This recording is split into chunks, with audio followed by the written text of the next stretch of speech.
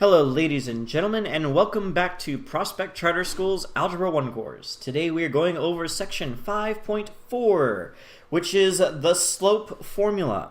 And if you have been paying attention for the last few days, you have already seen the slope formula. That's right, this is stuff we already know. Now if you remember from before when we were talking about the rate of change and how important it was, we ended up talking about slope, because rate of change represented on a graph is slope. And we were given the formula, slope is equal to y2 minus y1 over x2 minus x1, which is the same thing as the change in y over the change in x. And this is also rise over run. All of these are equivalent. Now what we're going to do is learn how to apply it when we have numbers. So for an example, we are going to look at a case where we're given 2 points, because it only takes 2 points to define a line. So let's say that we are given that a line passes through the 2 points 2, -2, 1, and -2, 4.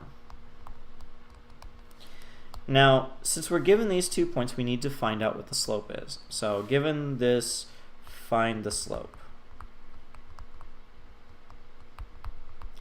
Now we know what the slope formula is. The slope formula is y2 minus y1 over x2 minus x1. So the first thing we need to do is define which one of these is our y1, which one of these is our x1, which one of these is our y2, and which one of these is our x2. So I'm going to color code it to make it a little bit easier. Our first 2 points are going to be in red. So our y from our red, or our y2, would be -1. So I have -1 right here. And then the x value from it would be a 2. So I put a 2 underneath. Now remember, it's y2 minus y1 over x2 minus x1. So I need to color code the other two. I'm going to use blue. This would be our x value for the second one. So we're subtracting -2. And then our y value would be 4. So we're subtracting 4. Note how every time I plugged something in, it was in parentheses. This is a good habit to get into, especially here. Now looking at y2 minus y1 over x2 minus x1, we want to make sure that we have one of each color on the top and the bottom. And it looks like we have one red that corresponds to the we have one red value, which corresponds with our y value. We have one blue value, which corresponds with our blue or our y value. And on the bottom, we have a red one for the red x and a blue one for the blue x. So we are good to go. Now we just do the arithmetic, which I'm going to do in purple. So we have -1 minus 4. That gives us -5. On the bottom, we have 2 minus -2. Remember, a negative times a negative is a positive, so I'm really adding them together. 2 plus 2 is 4. So the slope of these two lines, or points, is -5 over 4. And at this point, some of you would have been scratching your head from the beginning and saying, but Mr. O'Neill, shouldn't this be like the y1 and the x1, and this one over here be the y2 and the x2? I mean, this one comes second, so it should be the 2's. Isn't that right? And you know what? You're right.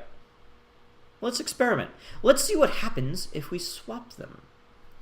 All right, so I'm going to do the blue ones first this time. So I have a 4 and a -2. And then we do the red ones, which would be a minus and -1 on top, and then a -2 on the bottom. Plugging in the numbers and doing the arithmetic, we get 4 minus a negative 1. Negative times a negative is a positive, so we get a positive 5 over a negative 2 minus 2, a negative 4. So, question for you. What is the difference between negative 5 divided by 4 and 5 divided by negative 4? The answer to that question is none. There's no difference. They are the exact same thing. Negative 5 over 4 is equivalent to 5 over negative 4 because you can always take the negative and just kick it out. And you get negative 5 over 4 is equal to negative 5 over 4, which are the same thing. So does the order matter? No. Pick whichever one is easier for you to deal with. If you like working in positive numbers and you see something like a 5 and a 7, you can say, okay, I'm making this my 2. This is going to be my x2, and this will be my x1. That way I don't have to deal with that. Or if you like dealing with negative numbers, you can just say, okay, this is my x2 and this is my x1, and I don't have to worry about rearranging the order.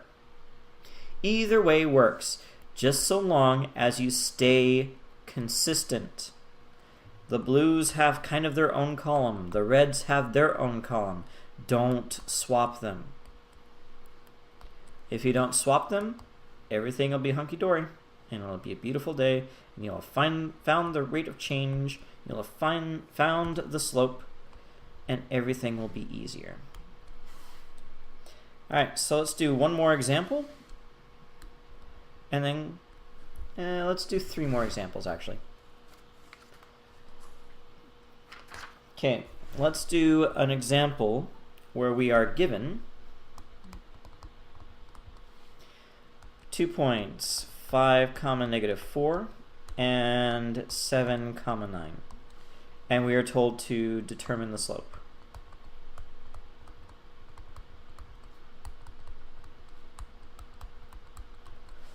Well, to determine the slope, y2 minus y1 over x2 minus x1. Only in this case, because these numbers are bigger, I'm going to call that one the 2, and I'm going to call that one the 1. So my y2 is 9, my x2 is 7. And then I have a y2 or a y1 of negative 4 and an x1 of 5. So I go 9 minus negative 4 gives me a grand total of the lucky number 13.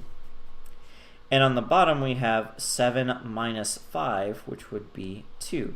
So the slope in this case is 13 over 2.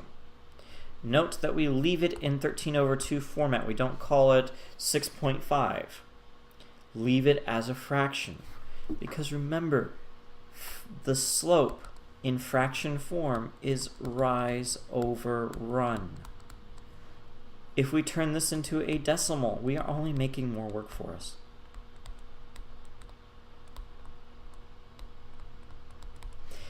And I know how busy you guys can be. Some of you are ultra busy in the evenings, and some of you have absolutely nothing to do. But I'm going to side with those that stay busy and stay with lots of stuff to do all day, every day. And I'm going to say, don't make more work for yourself. Leave it as a fraction.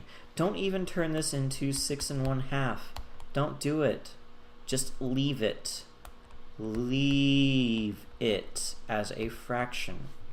Your life will be easier, much easier.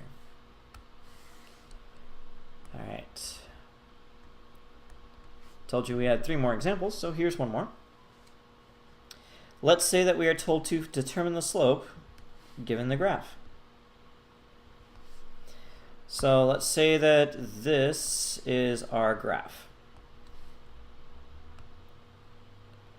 And we need to find out what its slope is.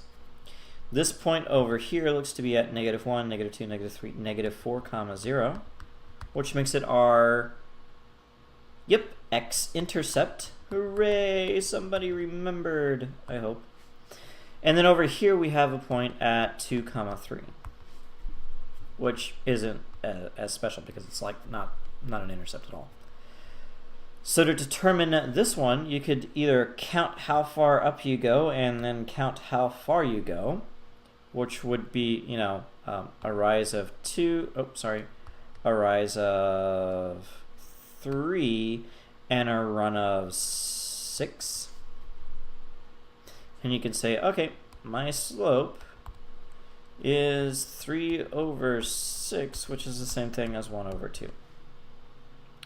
Or you can do it the old-fashioned way and say, okay, this is going to be my 2, this is going to be my 1, so I'm going to have 0 minus 3 over negative 4 minus 2, which gives us negative 3 over negative 6, which gives us, a positive 1/2 again. Look at that. Easy as pie? I would say so. So the last example that we're going to go over is actually a double example, because we're going to be comparing two very special cases for our slopes. And the special case A is going to be 2, 4, and then 2, 8. And the other one is going to be 4, 2, and then 8, 2. So all we did was we swapped the x's and the y's on each one. So we're going to determine what kind of a special case we have for each one. On the first one, we're going to use our basic formula, y2 minus y1 over x2 minus x1. So our y2 would be 8, because I like dealing with big numbers first. Our x2, or our y2 would be 4. That means that our x2 would be 2, and our x1 would be 2. And we get 4 over 0. This is 4 divided by 0. We rise 4 and we run nowhere. So this is what is called undefined. When you divide by 0, you call it undefined. We are dividing by 0, so this would be an undefined slope. The only person that can divide by 0 is Chuck Norris, and those of us who have taken calculus. So undefined lets me say, okay, well obviously I've got a vertical line because I'm dividing by 0. And those of you who think ahead already know what the next one is going to be. All right, y2, y1, 2 minus 2, x2, x1, 4 minus 8 gives us 0 over negative 4. And when we take 0 and we divide it amongst 4 of our friends, we still have 0. So this one would be a 0 slope. So if your 0 is on top, it's a 0 slope. If your 0 is on the bottom, it is undefined. You cannot divide by 0